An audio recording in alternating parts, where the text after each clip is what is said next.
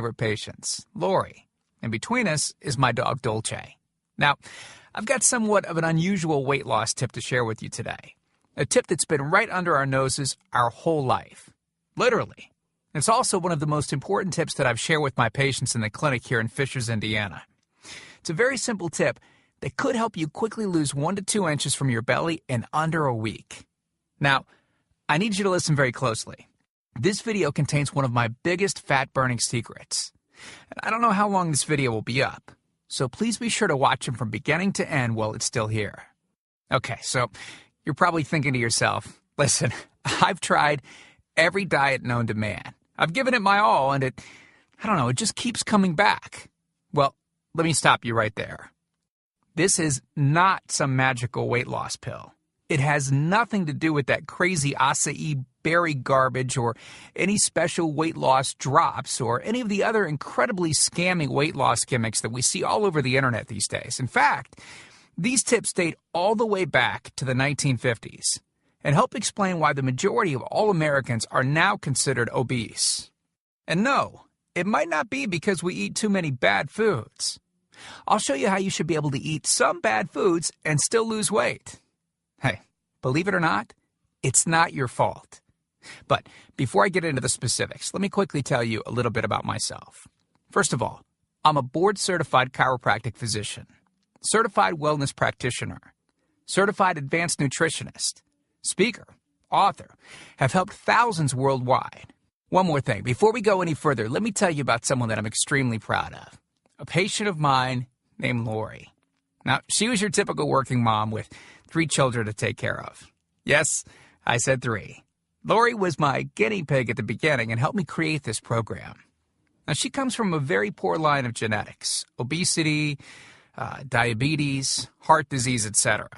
So I thought if this program worked for her, it might be able to help anyone. This one specific tip that I'm about to share with you helped Lori lose 2 inches from her belly, lose 8 pounds in only 9 days, lose 2 inches from each thigh, lose 3/4 of an inch from each arm, drop 3 dress sizes. At the age of 30, she now wears a smaller dress than she did in high school.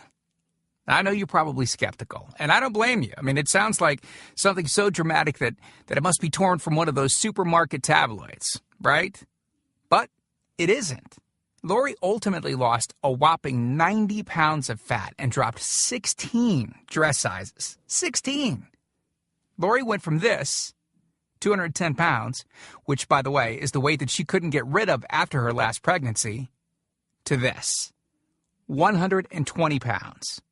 And she achieved all of this without counting calories, without starving herself, without killing herself at the gym, all while still eating all the foods that she likes, like raspberry cheesecake ice cream, which she absolutely refused to give up.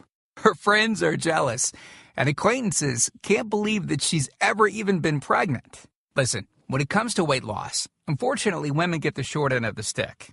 It's definitely harder for women to lose weight. In fact, women have been hardwired to not lose weight.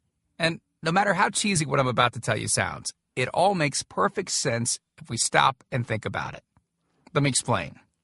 It all stems back to the hunter-gatherer days of our ancestors. Men weren't built for fat storage at all. Men were built to be lean and fast to hunt food. How men can even accumulate fat at all goes completely against our genetics. On the other hand, women were built for fat storage to be able to survive and care for children during famine. Their essential minimal fat stores are many times higher than men. Women were built to accumulate as much fat as possible and to not lose those accumulations for childbirth, milk production, and child rearing. Now, unfortunately, we've been built to survive, not to look good. Women have a couple of major fat-storing roadblocks that hold them back. First of all, women's fat cells are bigger and have more fat-storing enzymes in them. Men's fat cells have more fat-burning enzymes and are much smaller. Women honestly do have a lot more working against them, which is why the steps I'll be outlining in this presentation work so well. Second, estrogen multiplies fat-storing enzymes, making them gain weight around their butt and thighs like it's an Olympic event. Darn those childbirth genetics. Third, crash dieting. It puts our bodies instantly into starvation mode, reducing fat-burning enzymes by up to 50%. Our bodies literally freak out. So, not only do we tend to lose muscle mass when crash dieting, but our fat-burning enzymes can decrease. Yikes! This should help you understand why it's harder for gals to lose weight. So, is it actually possible to overcome these silly genetics? Well, I've got some great news. You can, and I'm about to share with you one simple tip that can instantly boost your fat loss. Guaranteed. Knowing what I'm about to share with you will make you realize why the popular, well-known, so-called diet programs simply don't work long-term. Mega-rich weight loss companies make money off of people like you and I by selling us stuff that leads to, at best, temporary results. But here's the thing. We don't need them in their expensive weight loss gimmicks to lose weight. What I'm about to share with you is key to actually being able to eat some bad foods and still burn fat. Okay. Let me give you a tiny anatomy lesson, and it's probably something you've never heard about. I may get a little bit technical for a second, but stick with me because I promise you, by the end of this presentation, we want you to understand